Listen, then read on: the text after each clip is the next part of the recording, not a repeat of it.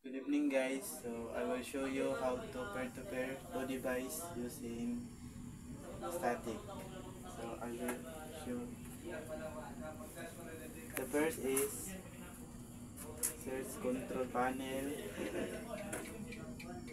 then select network and internet, then select network and sharing center, then click Wi-Fi, and then properties. Ngayon, select ang Internet Protocol version 4, double click, then use the following IP address. So, pinsan na to ang CMD.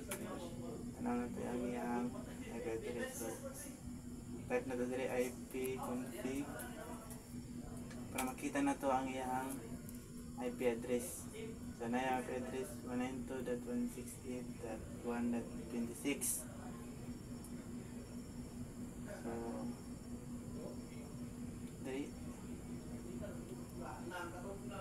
dari atong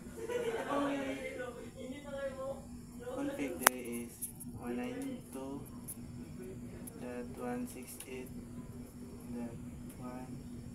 So 26 man to dari asa to ang default IP address. Muna to siya og 16. Then subnet mask niya default, then default gateway po niya 192.168.1.1.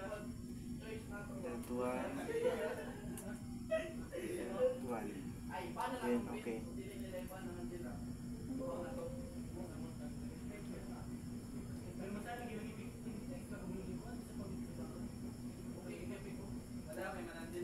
So paabot rata nga mabalik ang yung internet.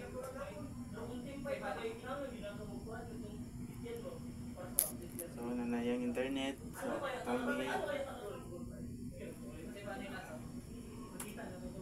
hindi usab IP. So nanapod yan narayang kwan IP address na usab na mo na siya 192.168.1.16. So dali na punta sa bigas nga laptop. Ito na siya po siyang i-config into static. Malagyan po ng process, open, control panel, tayo network and sharing center, and then Wi-Fi name, properties. Then select na to ang Internet Protocol version 4, and then tanan na to ang iyang default IP address.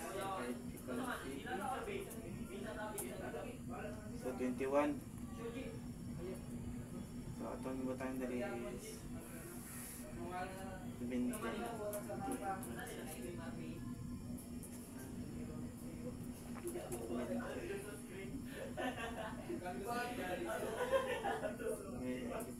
Gateway is 192.168.1.1.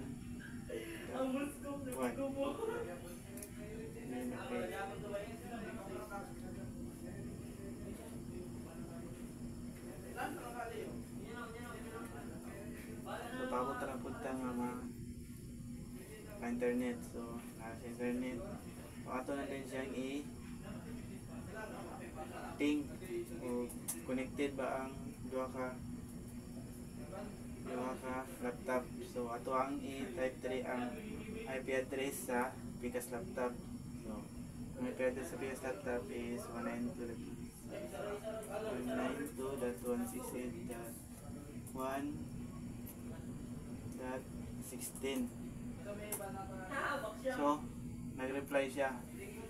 So connected siya sa Pikas niya laptop. So try na po nato diri sa Pikas. So ping